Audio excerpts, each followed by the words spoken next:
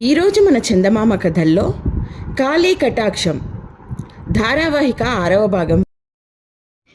కథ వినే ముందు నాదొక చిన్న రిక్వెస్ట్. మీరు గనక మా ఛానల్ని మొదటిసారి చూస్తున్నట్లయితే ప్లీజ్ తప్పకుండా సబ్స్క్రైబ్ చేయండి. ఇక కథలోకి వద్దాం. మనం తెల్లవారిన తర్వాత ఇక్కడి నుండి బయలుదేరుతాం. ప్రొద్దు బారడు ఎక్కేసరికి శాంతినగరంలోనికి చేరుకుంటాం. పగలంతా అందరం కోట లోపల అంతా కలియదిరుగుతాం. చీకటి పడిన తరువాత నగరంలోని ఏ పూటకూళ్ళ కొంపలోనో మెక్కి ఆ తర్వాత కోట 4 ద్వారాల దగ్గరికి 5 చొప్పున చేరుకుంటాం. అర్ధరాత్రి అయ్యేసరికి మా దుర్ముఖ సేనాని తాను ప్రభువుతో కలిసి సైన్యాలను వెంటబెట్టుకుని శాంతినగరం కోట దగ్గరికి వస్తాడు. ఆ సైన్యాలు కోట నలువైపులా ఉన్న 4 ముఖద్వారాల ముందుకు చేరుకుంటాయి. ఆ సైన్యాలు అక్కడికి చేరుకునే సమయం బయటి కోలాహలాన్ని బట్టి మనకు తెలుస్తుంది. అప్పుడు కోట తలుపుల కొక్కాలను సడలించి కోట తలుపులు ప్రక్కకు తొలగిపోయేటట్లు చేయడంతో మన పని పూర్తి అవుతుంది. ఒరే పోలయ్య, నాకు తెలియక అడుగుతాను కానీ ఎలాగో అంత సైన్యంతో మీ సేనాని వస్తున్నాడు కదా, పైగా మీ రాజును కూడా వెంటబెట్టుకుని వస్తున్నాడు. అటువంటప్పుడు కోట ద్వారాల దగ్గర ఉన్న కాపలా భటులను సులభంగా చంపి లోపలికి రావచ్చు కదా, ఇంత తతంగం దేనికంట? నీ మొహం తిన్నందుకంట. ఆ మాత్రం కూడా తెలీదా? చెప్పబోయ్, అడిగితే అలా విసుక్కుంటావెందుకు? ఒరే, బయటి కాపలా వాళ్ళను చంపడం చాలా తేలిక. అయితే కోట తలుపుల కొక్కాలు లోపలి వైపుకు ఉంటాయి. మళ్ళీ కొంతమంది సైనికులు బురుజు దాటి ఇటు ప్రక్కకు వచ్చి క్రిందకు దిగి కోట తలుపుల కొక్కాలు విడగొట్టాలి. ఈలోగా అలజడి తప్పకుండా అవుతుంది. నగర రక్షక దళాలు ఈ అలజడిని పసిగట్టి జాగ్రత్త పడతారు. క్షణాల మీద రాజనగరు మేలుకుంటుంది. అప్పుడు మా సేనాని గారి పథకం తారుమారు కావచ్చు. అందుకని సులభమైన పద్ధతిలో కోట తలుపుల్ని తీయించే ఉపాయం ఆలోచించాడు. అందుకు తగిన మనుష్యులు మీరు కానీ బోయపాలెం వాళ్ళు కానీ అయితే బాగుంటుందని అనుకున్నాం. ఎందుకంటే ఇటువంటి పనుల్లో మీ 2 వర్గాలు ఆరితేరి ఉన్నాయి. పెద్ద పెద్ద భవనాలకు సులభంగా కన్నాలు వేయగలిగిన హస్తలాఘవం అందరికీ ఉండదు కనుక మీ 2 వర్గాలలో ఎవరో ఒకరిని తీసుకురమ్మన్నారు. నేను మీ మీద అభిమానంతో మిమ్మల్ని తీసుకొని వచ్చాను. పని పూర్తి కాగానే మీ ధనం మీకు అందుతుంది. ఓరి నక్కరాయాలా, ఎంత సోది చెప్పావురా! అంతా బాగుంది కానీ ఇలా అర్ధరాత్రిళ్ళు కట్టెలు కొట్టి బ్రతకపోతే ఏం? మీ రాజుకు మీ సేనాధిపతికి కేవలం రాజ్యం కోసమే కాదు కదా ఇదంతా. మరెందుకు? మా రాజుగారు శాంతినగర రాజపుత్రిక మీద మనస్సు పడ్డారు. పడితే మర్యాదగా అడిగి పెళ్లి చేసుకోవచ్చుగా. అలా అడిగి ఇదివరకు భంగపడడం జరిగింది. ఏం? మా రాజుగారి సంగతి మీకు తెలియదనుకుంటాను. విపరీతమైన చెడ్డ వ్యసనాలు కలిగినవాడు. అదీకాక వయసు పైబడ్డ ముదురు బెండ. అటువంటి వాడికి తన పుత్రికను ఇవ్వడానికి శాంతినగర మహారాజు అంగీకరిస్తాడా? ఇవ్వనన్నాడా? అలా అంటే బాగుంటుంది.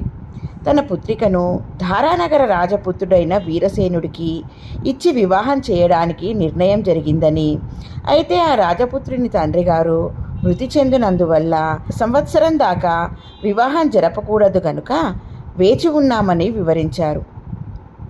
మళ్ళీ ఇటువంటి తుచ్చమైన ఆలోచనలతో పిచ్చి పిచ్చి కబుర్లు పెడితే తగిన శాస్తి జరుగుతుందని, తన కూతురికి రాజుకు నాగలోకానికి నక్కకు ఉన్నంత తేడా ఉందని చెప్పి పంపించాడు.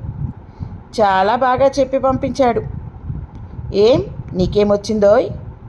నాకు రావడం కాదురా, నేనొకసారి ఈ మధ్యకాలంలో దారానగర ప్రభువైన వీరసేన మహారాజును చూశాను. ఆ రాజపుత్రుడు గొప్ప అందగాడు, చాలా మంచి రాజు అని చాలా స్వల్ప సమయంలోనే రాజ్యమంతటా పేరు తెచ్చుకున్నాడు. ఇక శాంతినగర రాజపుత్రిక అందచందాలలో, చదువు సంధ్యలలో, తెలివితేటలలో, ఉత్తమ గుణాలలోనూ ఈనాటి రాజపుత్రికలలో మేటి అని మేము విన్నాం. ఆ ఇద్దరికీ జోడు కలిస్తే అందం చందం. కానీ చుక్కదున్నపోతు లాంటి మీ రాజుకు ఆ రాజపుత్రిక ఎందుకురా? కాకి ముక్కుకు దొండపండు అన్న సామెత విన్నావా? ఆ మాటలు వినగానే పోలయ్య కస్సున లేచాడు. రేయ్ రేయ్, నువ్విప్పుడు తాగుతున్నది తింటున్నది ఎవరి సొమ్మో ఆలోచించావా? ఆలోచించడానికి ఏముంది, మా సొమ్మే. మేం కష్టం చేయబోతున్నాం కదా. అయినా మీరు నా తరపున పనిచేసేది మా రాజుగారి ధనంతోనే కదా. అయితే ఆయన పనిచేస్తూ ఆయనను విమర్శించడం మంచి పద్ధతి అంటావా? నోర్మయ్, పద్ధతి అంట పద్ధతి. ఈ ప్రపంచంలో ఎవరేం చేసినా కేవలం డబ్బు కోసమేగా చవట. మీ రాజు చేసినా, మీ సేనాని దుర్జయుడు చేసినా, మేము చేసినా అంతే.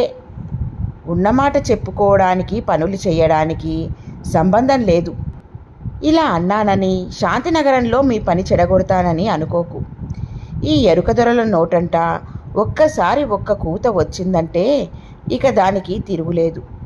మా పని మాది, మా ధనం మాది.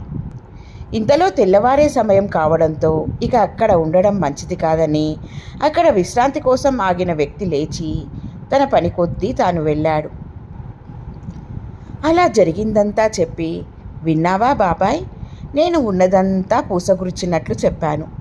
మా మహారాజు గారు ఇప్పుడు గొప్ప ఆపదలో చిక్కుకోబోతున్నారు. మీ మహారాజు గారికి చెబుతావేమిటి? తన కాబోయే భార్యను కాపాడుకోవడానికి ఈయనైనా ప్రయత్నిస్తాడేమో అన్నాడు అబ్బిగాడు.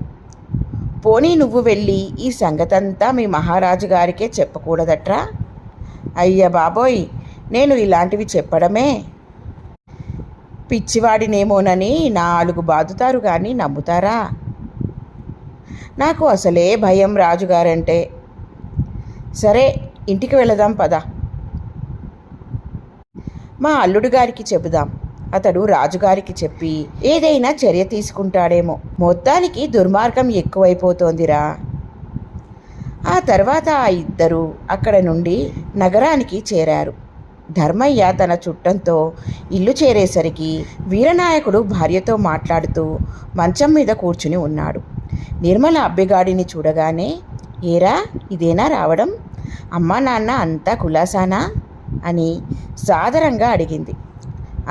అంతా కులాసాగా ఉన్నారు చెల్లెమ్మ అన్నాడు అబ్బిగాడు. మీ బావగారు అని వీరనాయకుడిని చూపించింది నిర్మల. అబ్బిగాడు నమస్కరించగానే వీరనాయకుడు కూడా చిరునవ్వుతో, రండి ఇలా కూర్చోండి అన్నాడు. అమ్మాయి, భోజనాలకు ఏర్పాటు చేయి తల్లి అన్నాడు ధర్మయ్య. నిర్మల అక్కడి నుండి వెళ్ళిపోయింది. ఆ తర్వాత ధర్మయ్య వీరనాయకుడితో, అల్లుడు, ప్రస్తుతం మహారాజు గారి బంధువైన శాంతినగర ప్రభువుకు ఆయన పుత్రికకు ఆపద కలగనుంది అన్నాడు. ఏమన్నారు? మన మహారాజు గారికి వారి బంధువైన శాంతినగర ప్రభువుకు ఆయన పుత్రికకు ఆపద కలగనున్నదా? ఆశ్చర్యంగా ఉందే. ఇదిగో నీ బావమరిది అంతా చెబుతాడు, విను అన్నాడు ధర్మయ్య. అబ్బిగాడు అంతకుముందు చేను దగ్గర ధర్మయ్యతో చెప్పిన వివరాలన్నీ పూసగుచ్చినట్లు వీరనాయకుడికి వివరించాడు. అంతా వినగానే వీరనాయకుడి ముఖం గంభీరంగా మారిపోయింది. ఇప్పుడు ఏం చేద్దాం? మీ మహారాజు గారి దగ్గరికి వెళ్ళి జరిగిందంతా చెబుతావా? అది సరి అయినది కాదు మామయ్య. ఏం? ఈ విషయం ప్రభువుల దృష్టికి తెచ్చి వారికి మనస్తాపం కలిగించడం నాకు ఇష్టం లేదు. ఒకవేళ సర్వసన్నాహంతో శాంతినగరానికి వెళ్ళామనుకో, అక్కడ ఇప్పుడు మనవాడు చెప్పింది ఏది జరగకపోతే హబాసుపాలు అవుతాం. మహారాజు మనల్ని ఏమనుకుంటారు? పరాచకాలు ఆడడానికి నాకంటే మీకెవ్వరూ దొరకలేదా అని విసుక్కున్నారనుకో, అప్పుడేమవుతాం? వీడు స్వయంగా వినివచ్చాడు కదా నాయనా. మనవాడు వినడంలో పొరపాటు పడి ఉంటాడని అనడం లేదు. ఏ కారణం చేతనైనా ఆ దుర్మార్గులు ఈ రోజుకు తమ కార్యక్రమాన్ని వాయిదా వేసుకున్నారనుకోండి, అప్పుడేమిటి పరిస్థితి? మన రాజుగారి దృష్టిలో మనం చులకన కావడం, అవతల శత్రువు జాగ్రత్త పడడానికి దోహదం కలిగించడం ఒకటే అవుతుంది. మరేం చేద్దామయ్యా? నేనొక్కడినే శాంతినగరానికి వెళతాను. ఒక్కడివి వెళతావా? అవును. అక్కడి పరిస్థితి విషమించిపోయే లక్షణాలు కనిపిస్తే అప్పుడు నేను రంగంలోకి దిగుతాను. అంతేగాని ఇది ఇటు మన మహారాజు గారికి కానీ అటు శాంతినగర ప్రభువుకు కానీ తెలియజేసే విషయం కాదు. మరి నువ్వు శాంతినగరం వెళ్ళడానికి మహారాజు గారి అనుమతి తీసుకోవాలిగా. ఏమని చెబుతావు? నేను వెళ్ళను. ఈ దినం సెలవు పెడతాను. ఉత్తరాన్ని తీసుకెళ్ళి మన మహారాజు గారికి మీరే ఇవ్వండి. వివరాలు అడిగితే ఏమీ చెప్పకండి. ఈ ఉత్తరం మీకు ఇమ్మన్నానని మాత్రం చెప్పండి. అలాగే, నువ్వు మాత్రం జాగ్రత్త. అంతలో నిర్మల భోజనానికి పిలిచింది. పూజ్యులైన వీరసేన ప్రభువులకు, నేను అత్యవసరమైన పని మీద గ్రామాంతరం వెళ్ళవలసి వచ్చింది. తమని కలుసుకొని సెలవు అడిగే వ్యవధి లేనందున ఈ ఉత్తరం మూలంగా అభ్యర్థిస్తున్నాను. రేపటి దినం యథాప్రకారం నా విధికి నేను వచ్చి చేరుకుంటాను. ఈ ఒక్క దినం రాత్రి గస్తీ సమర్థులైన నా సహచరులు నిర్వర్తించే ఏర్పాట్లు చేసి వెళుతున్నాను. మీ విశ్వాసపాత్రుడు వీరనాయకుడు. వీరసేనుడు ఈ ఉత్తరం చదువుకుని చిరునవ్వుతో ధర్మయ్య వైపు తిరిగాడు. అంత అవసరం ముంచుకొచ్చిన పని మీ అల్లుడికి ఏమొచ్చింది ధర్మయ్య? నాకు తెలియదు ప్రభు.